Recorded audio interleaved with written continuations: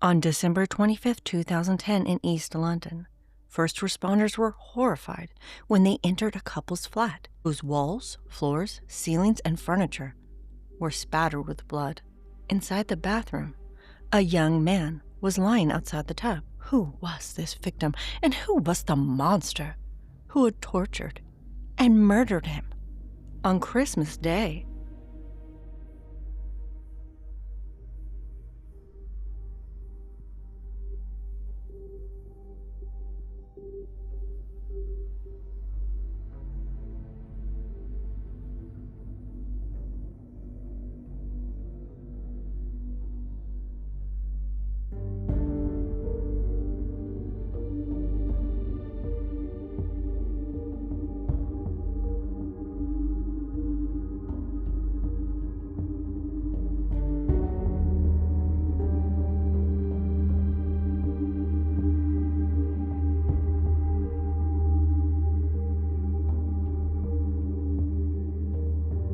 Hello, and welcome to Shades of Murder. I am your host, Alita Caldwell. In this podcast, I discuss cases of murder from around the world and throughout history, attempting to unravel the layers of darkness that help make humans into monsters. Please be forewarned that each episode contains specific, and at times very graphic, and disturbing details of the case. This show is not intended for all audiences, and listener discretion is strongly advised.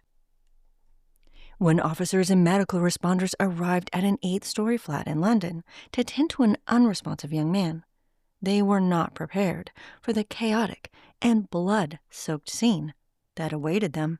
There were 2 adults, one who was the victim's oldest sister, her boyfriend, and 3 younger people who identified themselves as the victim's siblings. There was no tree, gifts, or any festive signs of the holiday season. Some of the children were crying, and other occupants said nothing at all. The young man was pronounced dead at the scene. His name was initially unknown, but would later be identified as 15-year-old Kristy Bamu. First responders observed how the boy had deep lacerations to his head, but strangely, only a minuscule amount of blood was found near his body. When the victim was taken outside the flat and into the building corridor, they noticed he had many injuries. Kristy had a black eye. There were cuts on his left arm and lower back, and a few of his teeth were missing. An autopsy was performed which revealed 101 separate injuries on the boy. There were so many injuries that a post-mortem examination could not officially determine his exact cause of death. Investigators arrested and brought into custody 28-year-old Eric Bakubi and 29-year-old Magali Bamu, both natives of the Democratic Republic of Congo, on suspicion of murder. The couple was charged with murder and 2 counts each of causing actual bodily harm for the abuse inflicted upon the other Bamu children. Both suspects initially denied killing 15-year-old Kristy Bamu. Eric Bakubi later changed his story, claiming that he was mentally ill and that his brain impairment had made him believe that Kristy Bamu was involved in witchcraft. His belief that Kristy was a threat to him and Magali had led him to commit horrific acts of violence against the young man. Eric Bakubi pled guilty to manslaughter on the grounds of diminished responsibility due to impairment from a brain injury or mental disease. The prosecution rejected his plea. Magali Bamu denied all charges against her and claimed that her boyfriend had forced her to participate in the children's abuse. Based on Eric Bakubi's confession and testimony provided by Kristy Bamu's siblings, the following sequence of events occurred between December 16th and Christmas Day 2010 in a flat leased by the couple in Newham, East London. During the trial, the Old Bailey jury court would hear shocking and brutal methods that were used on the young boy to elicit a confession of being a witch. On December 16, 2010, the Bamu siblings had traveled from Paris to Newham, East London. Kristy, 15, Eves, 22, and Kelly, 20, along with their 2 younger siblings, went to visit their eldest sister, Magali Bamu, and her long-term boyfriend, Eric Bakubi. Everything at first was fine, but within a few days, the couple had accused the children of bringing dark forces, specifically Kondoki, the term for Congolese witchcraft or sorcery, into their home. The nightmare began 3 days after they arrived. One night the bathroom was occupied, and Kristy desperately needed to use it. He ended up wetting his pants, and out of fear and shame, he hid his underpants inside a bag in the kitchen. Eric Bakubi discovered them the next morning. According to Kondoki beliefs, one of the signs of being possessed by evil spirits or witchcraft is wetting the bed. Kristy was now the couple's main target. Eric believed that Kristy was possessed and that he was influencing the behavior of one of the younger children. Eric Bakubi insisted that over the next 3 days, the children would be given very little food or sleep. Eric and Magali proceeded to beat 3 of the siblings into confession. Kristy's sisters, who were 11 and 20 at the time, chose to lie and confess to being witches to escape their escalating wrath.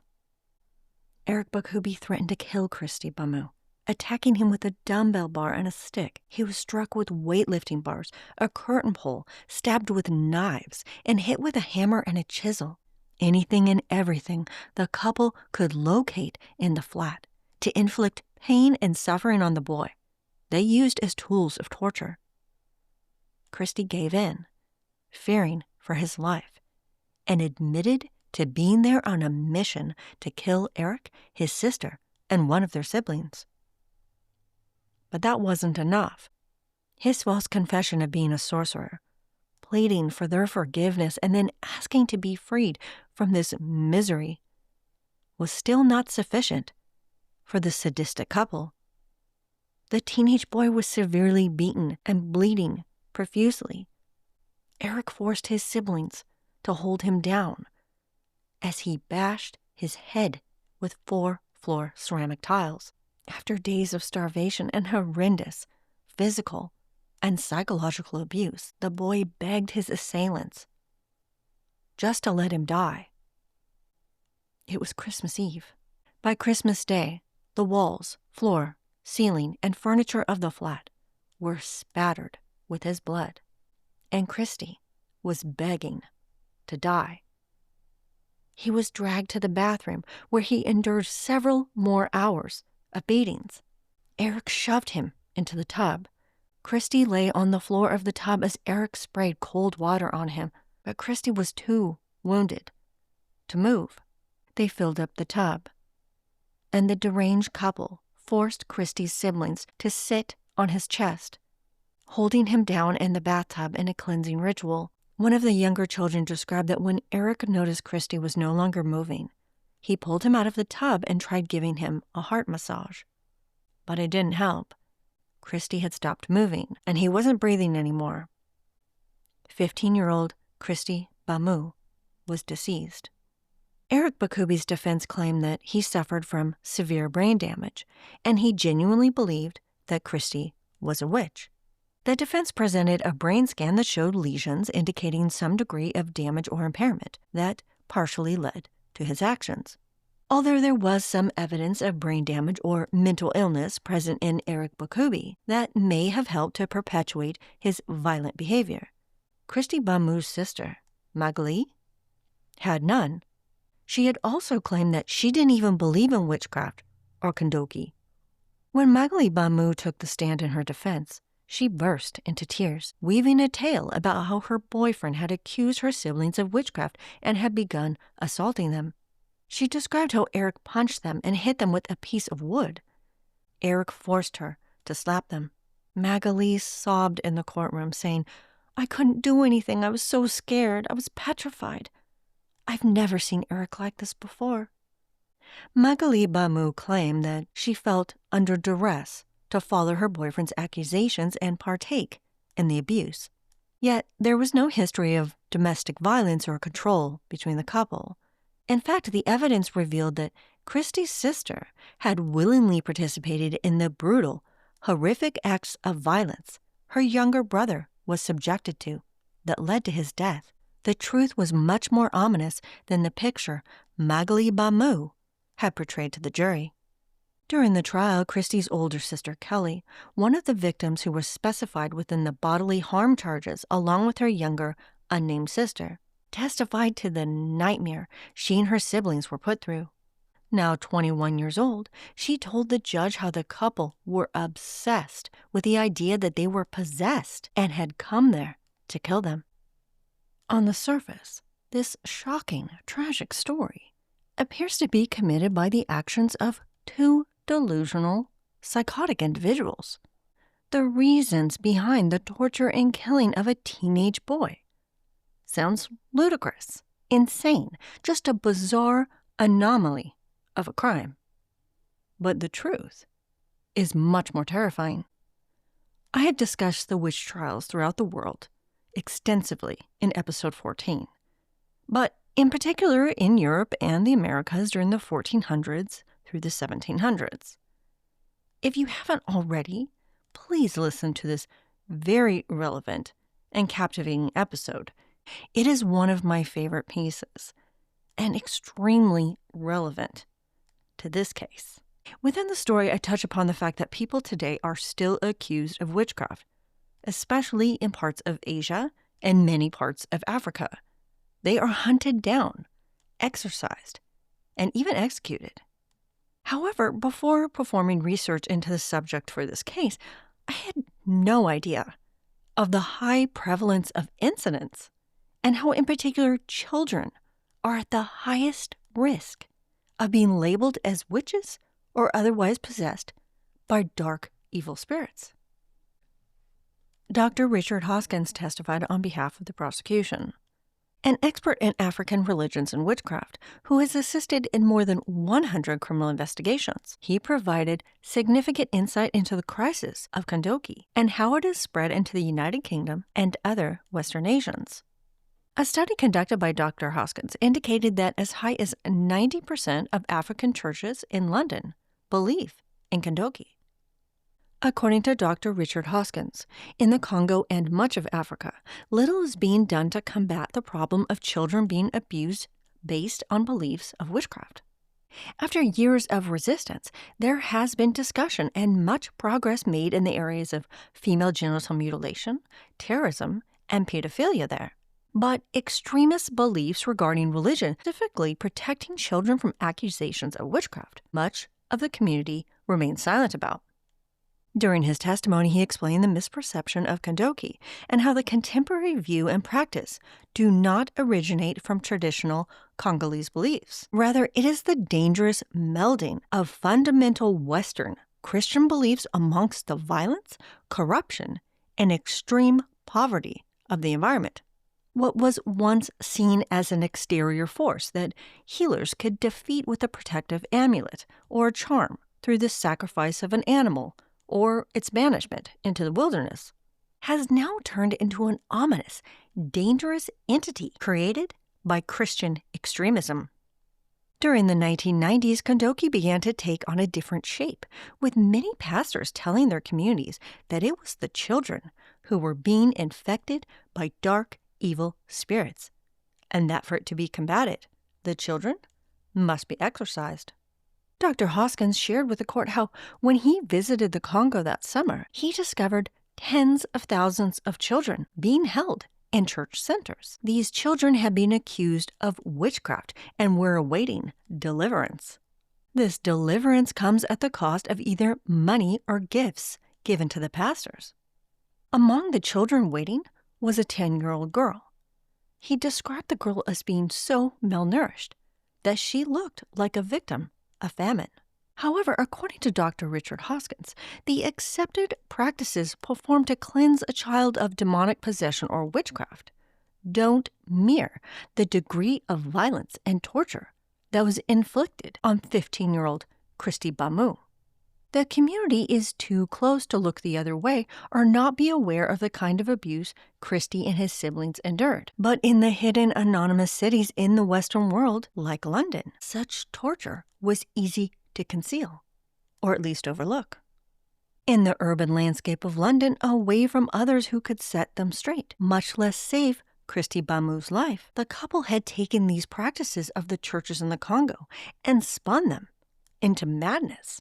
It was known that Eric Bakubi had visited pastors in North London specifically to seek their advice on Kondoki and on performing exorcisms.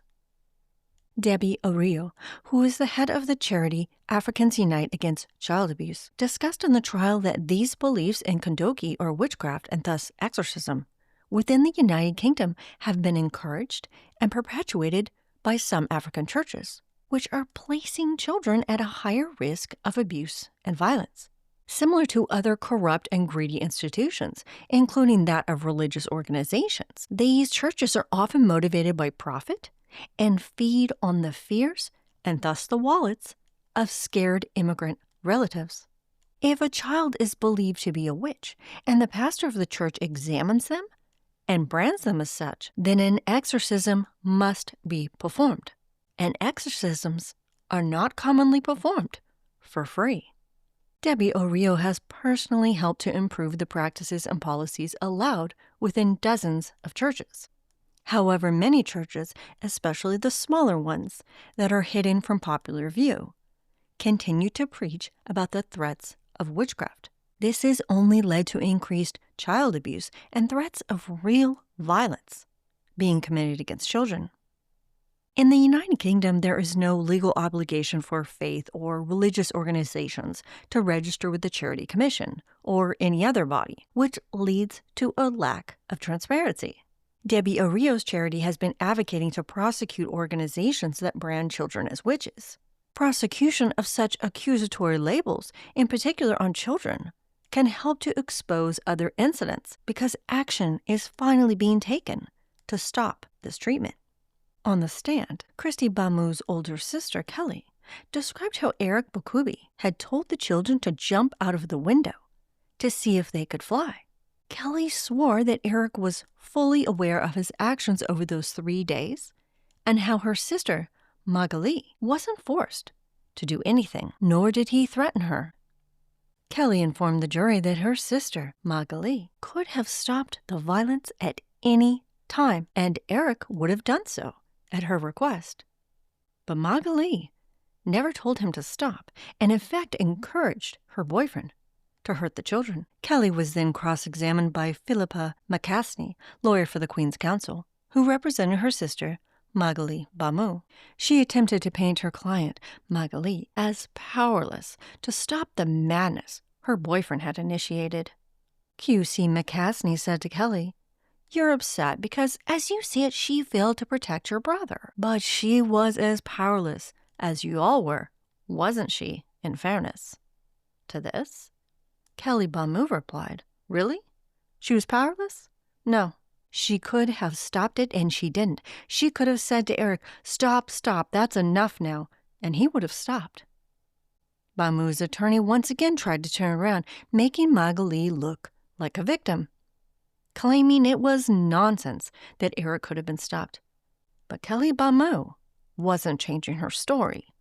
She refused to let her sister be perceived as a victim when the couple had been in it together all along.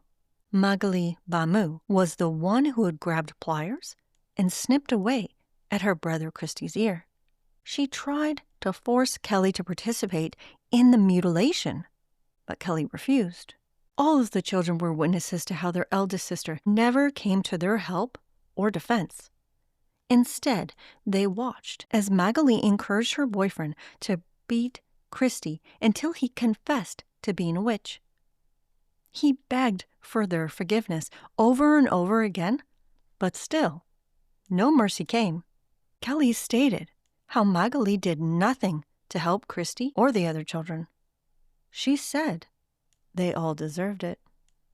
At one point, Eric and Magali forced Kelly and Kristy to tell their parents they were witches. Eric Bakubi sat next to Kelly with his fists tightly clenched the entire time while she was on the phone.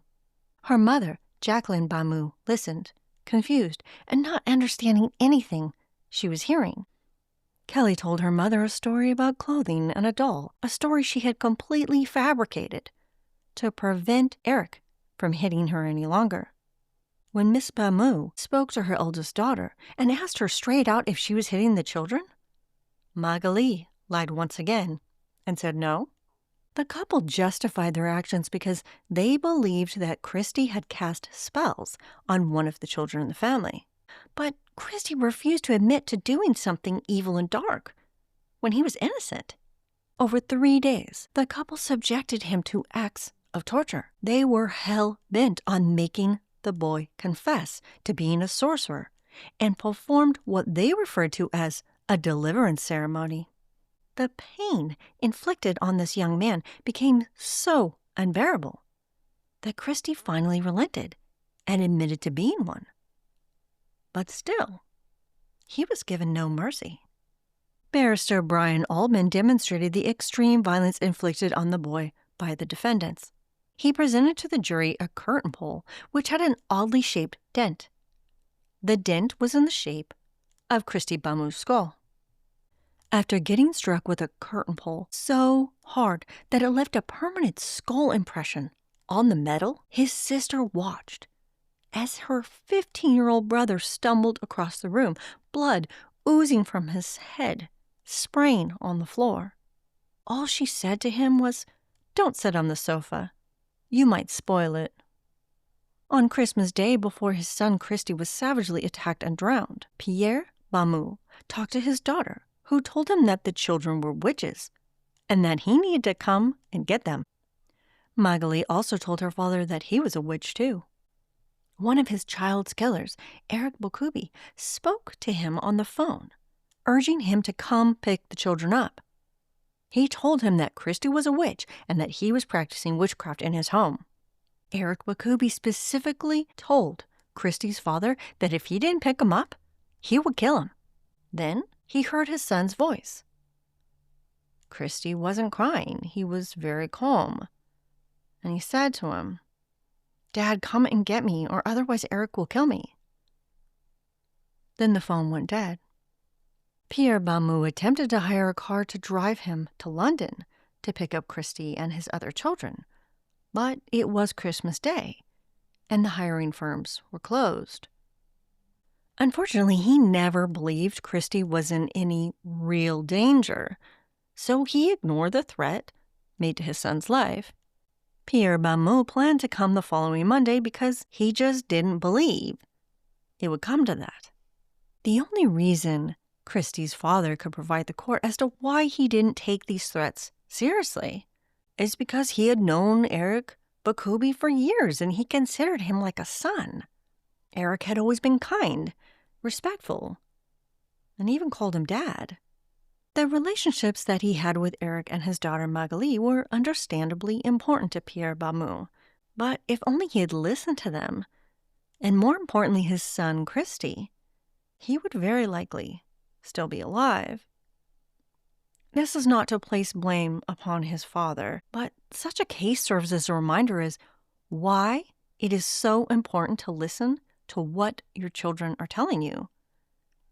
He was told not only by his daughter Magali, but also his son, the victim, that they were going to kill him if his parents didn't come pick them up. Pierre Bamu didn't take their threats seriously. These threats were not given in haste. There was no semblance of joking around about killing his son. The couple didn't hide their intentions at all. Both his daughter and quasi-son-in-law and his child told him that Kristy's life was in his hands, and yet he didn't take the situation seriously. The day of Kristy Bamu's murder, neighbors heard several people shouting and screaming from the flat. Their next-door neighbor, Navatonaranhu Nararaha, stated how he heard the voice of someone very angry. A man who was furious, who was yelling and swearing for a good 10 to 15 minutes. Another one of their neighbors, Umar Anzar, described the fighting as if it was like a fish market with multiple people shouting all at the same time. At the exact moment Kristy Bamu was being drowned, a plumber was at the flat. While he was there, he heard a splashing sound, but he figured it was just someone in the bath, and he never gave it any thought. At the trial, the man testified to visiting the residence the same day to determine the source of a plumbing leak. He described to the court how Eric Bokubi was just sitting there. He was very quiet and eerily calm. There was no TV on or any music playing. There were no sounds at all except for splashing sounds that kept coming from the bathroom. Around noon, only 20 minutes after the plumber left, the police were called. Upon arrival, they discovered the body of 15-year-old Kristy Bamu. He was dead at the scene. No one in the Old Bailey courthouse was immune to the horrors inflicted on Kristy Bamu that were shared by his siblings in bone-chilling detail. His sister Kelly didn't hold back the hatred she held for her sister Magali for torturing and killing their younger brother. She screamed at her in the courtroom, "You didn't give a damn." Kelly later told the jury that her sister Magali deserves to die for what they have done. "I have no pity for her. She had no pity for us." It was impossible to dispute the exceptionally cruel and depraved nature of the killing. Judge David Paget, in his last case before he retired, presided over the ruling. He released the jury of 7 women and 5 men from jury duty for the remainder of their lives because the case was so deeply disturbing and draining for them all. Before the couple was sentenced, the judge described the murder as having a sadistic element, since the death of the young boy had involved extensive psychological and physical torture. The judge believed that Eric Bakubi's actions had been influenced by his impairment or mental illness, but also addressed how in no way did that condone or justify the attacks of another human being, no matter one's beliefs. However, the judge did not accept the claims made by Magali Bamu's defense. He even pointed out how, unlike Eric Bakubi, who genuinely believed Kristy was a witch, which at least provided some explanation, some insight as to his atrocious actions, she didn't. And not once had she expressed any remorse or regret over what she had put her own siblings through. Eric Bakubi and Magali Bamu both received life sentences for the acts of abuse that led to Kristy's death. Eric must serve 30 years before he will be eligible for parole, and Magali 25. Understandably, this punishment sounds pretty lenient for the cruel, depraved murder of a teenage boy. However, neither of the defendants had a criminal record, and this is the United Kingdom, which does not operate under the same harsh crime control model as does the United States. There is no capital punishment, and sentences of life incarceration without the possibility of parole are very rare. Under the Human Rights Act, the death penalty has been fully abolished in the United Kingdom since 1998. In the United Kingdom, there is also no such category as first-degree murder. All murders are categorized as the same and carry with it a mandatory life sentence. However, life sentences do not equate to life without the possibility of parole. Depending on the aggravating factors surrounding the crime, the severity of the criminal penalty can vary greatly. The starting point of the sentencing guidelines for murder under English law begins at 15 years. This punishment increases to 25 years if a knife or some other kind of weapon has been intentionally brought to the scene. This increases to 30 years if it involves a firearm. As a side note, for those of you who are not already aware, unlike the United States, it is very difficult to obtain a gun or firearm in the United Kingdom. Due to the lack of availability, the court reasons that anyone who has gone so far to obtain a firearm to commit a murder has shown significant degrees of premeditation and thus a higher degree of criminality. Of all homicides in England and Wales, around 25% are committed by an intimate partner, an ex-partner, or a relative of the victim. Since the majority of these altercations occur at home, using a knife or another kind of weapon, which in all likelihood is already found at the scene, such an offense would not qualify for a higher starting point. In the case of Kristy Bamu's murder, the starting point was thus 15 years. Since several aggravating factors existed in the crime, this added significant time to their punishment. The court acknowledged that the victim was a vulnerable victim since Kristy Bamu was a child. The defendant's sentences were also increased based on the fact that there was torture involved in the murder, At the time of the defendant's sentencing, Arthur's Law was unfortunately not in the legislation. Arthur's Law was established in 2022 in memory of Arthur Labinho Hughes, a 6-year-old boy in England who was severely beaten, leading to his death.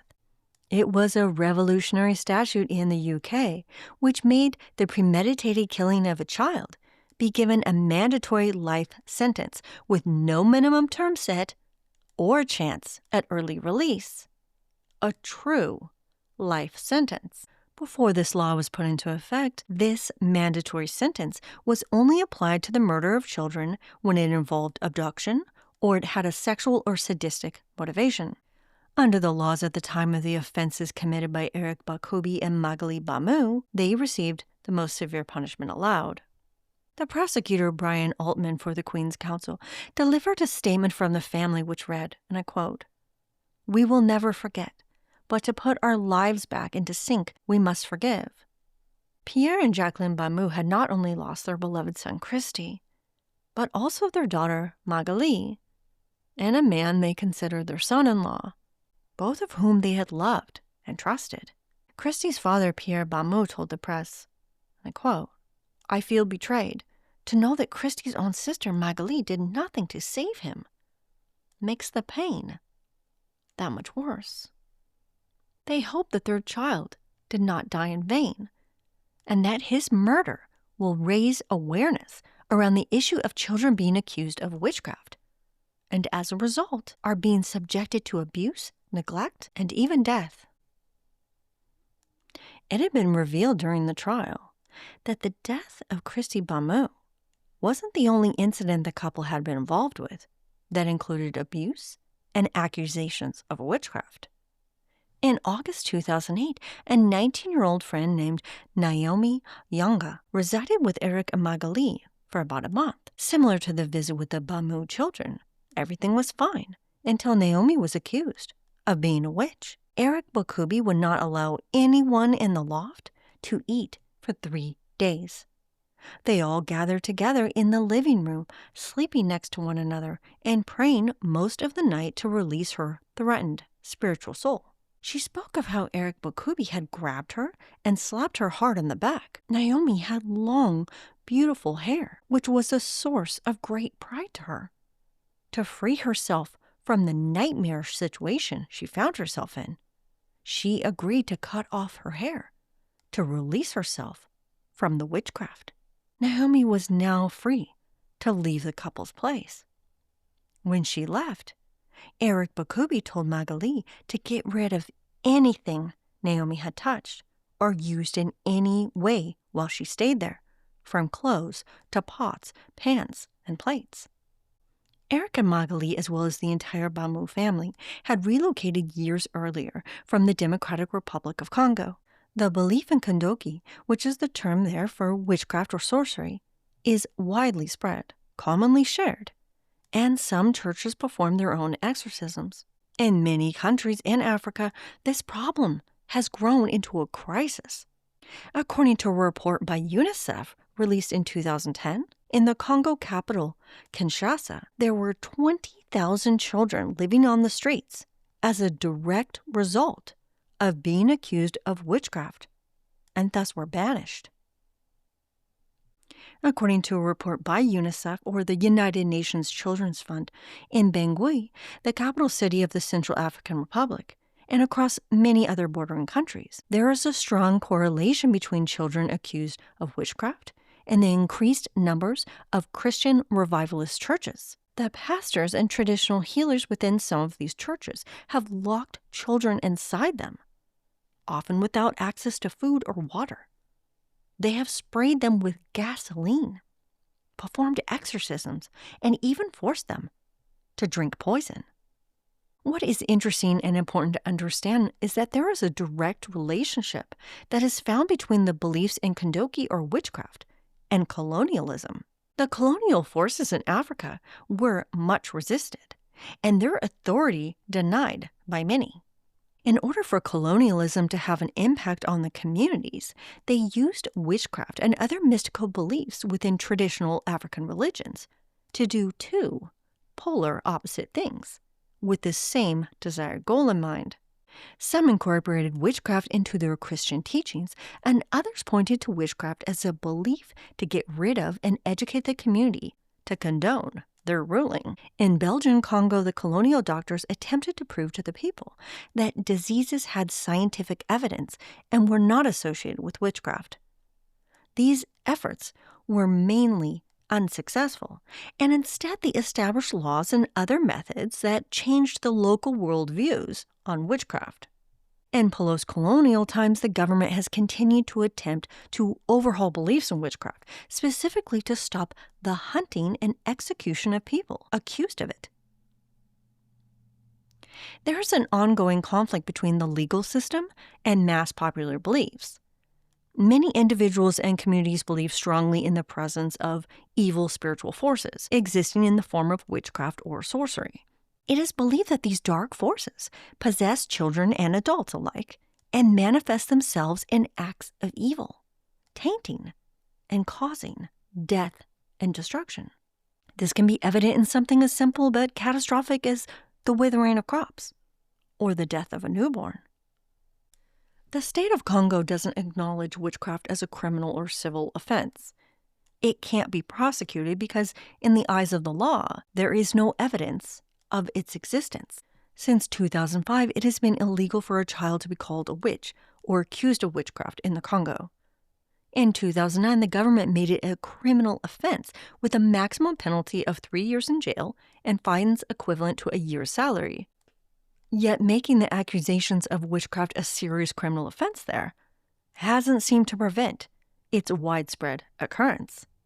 This has created major conflict and tension between the legal state and that of the people, whose cultural beliefs and lived experiences acknowledge and know the harms of witchcraft. What is known as popular justice, acts of vigilantism occur in spaces which prevent the police from stopping it. It is through popular justice that the threats and harms of witchcraft are handled. The law will not bring justice for the victims of witchcraft. There are no laws that protect the people from the forces of witchcraft, and so the community feels they have no other option but to deal with it as vigilantes. Some communities feel betrayed by the state because the law doesn't protect them from the harms of witchcraft. And if they accuse someone or inflict vengeance on them for causing harm, they are the ones that will face criminal punishment. In a country like the Democratic Republic of the Congo, where violence and murders are an unfortunate part of everyday existence, such vigilante acts can serve as a method of keeping order. Due to this fear-spreading propaganda fueled by fundamental Christianity, this contemporary view of Kondoki has infected many parts of Africa. There are some pastors in Nigeria, such as the African Pentecostal pastor Helen Ukpabayo, who have incorporated beliefs about witchcraft into Christianity, which has led to many children, including as young as infants, being branded as evil. These children are blamed for any imaginable misfortune. Their caregivers, relatives, or the community at large suffers and are subsequently abandoned, mistreated, abused, tortured, and even killed. Believers of Kondoki believe that the child is capable of infecting others through something as small as shared food or drink, or simply being in their presence. A child is used as a scapegoat for stress, downfall, obstacles, and misfortune, whether it is financial, marital, illness, or even death. The child becomes the target to exorcise. Some children are more vulnerable than others to being seen as possessed. It could be a child who is outspoken, rebellious, overly independent, or a child who has nightmares, who wets their bed, who is sick. Children who have physical and mental disabilities or impairments are at an especially high risk of being labeled as witches or evil. So are children who identify as LGBTQ. An exceptionally gifted child may also be perceived as being skilled from witchcraft or possession. These same dangerous beliefs around children being possessed have spread to churches across London. In the high majority of cases of faith-abused children in the United Kingdom, they were identified as families of first- or second-generation immigrants. It was observed how these families felt out of place, isolated from their relatives and even threatened by their new environment. The study also found that their expectations of achieving a higher quality of life in the United Kingdom versus their homeland was often unfulfilled. This resulted in anxiety, stress, and other mental health concerns that led to their seeking a scapegoat for their misfortunes.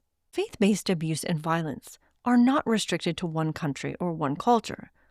It is a global phenomenon whose prevalence and severity seems to have only escalated in recent decades. In the United Kingdom, no one has been prosecuted for accusing a child of witchcraft, although it would theoretically fall under the laws of child abuse. Since 2018, experts in the UK have associated 14,000 social work assessments that fall under faith-based abuse. These include cases of harm caused by belief in witchcraft, spiritual or demonic possession, the evil eye or jinns, dakini, kondoki, ritual, or muti murders, and the use of fear of the supernatural. Over the last few decades, the incidence of ritualistic or faith-based abuse have skyrocketed in the United Kingdom. 10 years before the killing of 15-year-old Kristy Bamu, another innocent child fell prey to violence, prompted by beliefs in witchcraft. On February 25, 2000, 8-year-old Victoria Clomet was subjected to horrific abuse by her great-aunt Marie-Therese Quau, who brought her to the UK for a better education. Little Victoria was labeled as a witch. The woman who had promised her and her parents a better life in the United Kingdom, subjected to extraordinary amounts of torture. There had been multiple interactions little Victoria had with social and healthcare services in the months leading up to her murder. They had observed multiple cuts on the little girl's body, but her aunt explained them away as being self-inflicted childhood injuries, and she remained in her care. No actions were ever taken to remove the child. Her great-aunt, along with her partner, Carl John Manning, who were her guardians at the time, believed Victoria was possessed by evil spirits, and they brought her to see a pastor. He performed an exorcism ritual and forced the child to sleep in a bin bag inside an ice-cold bathroom. The 8-year-old girl died of hypothermia. Her body had been burned, beaten, tied up, and severely malnourished. An autopsy showed she had been inflicted with 128 separate injuries. It was one of the most shocking and heinous cases of child abuse in the history of the UK. Her horrific, tragic death would lead to an overhaul of the child welfare system. Another child homicide case, which is believed to be associated with faith-based abuse, was the headless torso of a little boy that was found thrown in the Thames River in 2001. The child was never identified and is only referred to as Adam. Another incident occurred in 2005 to a young girl who was living with her mother's distant relative in London. She was accused of being a witch by another child in the home. The 3 adults in the household believed this to be true. They starved the child, beat her, and made cuts to her chest to free the devil from her body. At one point, the little girl was intentionally drowned. Thankfully, she was saved in time by the British police, who had suspected that she was being abused. That same year, Child Services in London had 18 cases of abuse involving children being accused of witchcraft or demonic possession. In 2025, the revolutionary film Kondoki Witch Boy was released that sought to shed much-needed light and awareness upon the crisis of faith-abused child victims. The story is about Modesh Yimbi, now 33 years old, who survived an exorcism performed on him as a child. Yimbi, similar to Victoria, was only 8 years old when his father sent him to live with relatives in the UK from his homeland of the Democratic Republic of the Congo. His mother had sadly died, and his father wanted him to have the best education and life possible. Yimbi grew up in North London with his relatives who accused him of being a witch. The relatives faced health and financial hardships, and they used Yimbi as a scapegoat for their misfortunes. Fortunately, Yimbi was not physically harmed, and unlike Victoria, social services intervened when his extended family in the UK wanted to send him back to the Congo to be exorcised. Authorities pulled him out of the home and placed him with a loving and supportive foster mother. Yembi was inspired by his own experience as a youth to provide knowledge, raise awareness, and offer support and resources to children who are now being faced with these same accusations. As in many crimes, especially of a highly sensitive nature like child abuse, the existence and danger of faith-based abuse must be openly addressed to raise awareness and to encourage individuals, especially victims, to seek help. Such abuse cases are not always obvious or easy to identify. That is the goal that has been established by Project Violet. In a collaborative effort, the Metropolitan Police of London, professionals, communities, and faith leaders are working to develop strategies of prevention and ways to spread education around the issue. The research indicates that children who live with non-biological parents, foster parents, and other relatives are at the highest risk of faith-based abuse. When a caretaker or relative attempts to exorcise the accused child on their own, it is commonly done in the home, and it can involve a wide range of extreme actions, including abuse and torture. These attempts to rid the child of the dark spiritual forces may include isolation, sleep deprivation, forced praying all night long, starvation, beating, burning, cutting, and stabbing the child. When there are other children present in the household, they are often very well taken care of, in sharp contrast to the child accused of being a witch. These other children will usually be kept away from the scapegoat, so they can't be infected too. The adults will likely manipulate and program the other children to believe that the accused child is different, and even encourage them to participate in the abuse. Studies show that children who are labeled as witches and accused of being possessed also face a greater likelihood of being trafficked. They are forced to work in servitude, including domestic labor and sexual servitude. This is such a horrible and strange case, especially when you consider that the threat of severe abuse, torture, and death to children who are accused of witchcraft or some other kind of spiritual possession is real and increasing in frequency. Sharing Kristy Bamu's tragic story is so important. Sometimes it's easy to feel detached from such cases of violence that occur in foreign nations, lands and places most of us have trouble connecting with because we can't relate to their life experiences. When such a case is exposed in the Western world, it helps spread education and raise awareness of the problem. When it's a little closer to what we know, people tend to open their eyes, listen a little more closely, and become committed to finding a solution to this darkness. Thank you so much for listening to the tragic, horrific story of Kristy Bamu. I wanted to share with all of you something really exciting. We have now reached 55 countries. Shades of Murder may still be a small and humble little show, but our global reach is amazing and something worth celebrating. I sincerely thank each one of you for listening in whatever country you may be in. May you all have the most beautiful and tranquil of holiday seasons. I can't wait to share new stories with you in 2026. Until next time, stay safe and watch out for shades of murder happening in the streets, next door, especially inside your own home. Shades of Murder is created, researched, written, and edited by Alita Caldwell. Original music, Stranger, composed by Stereo Code.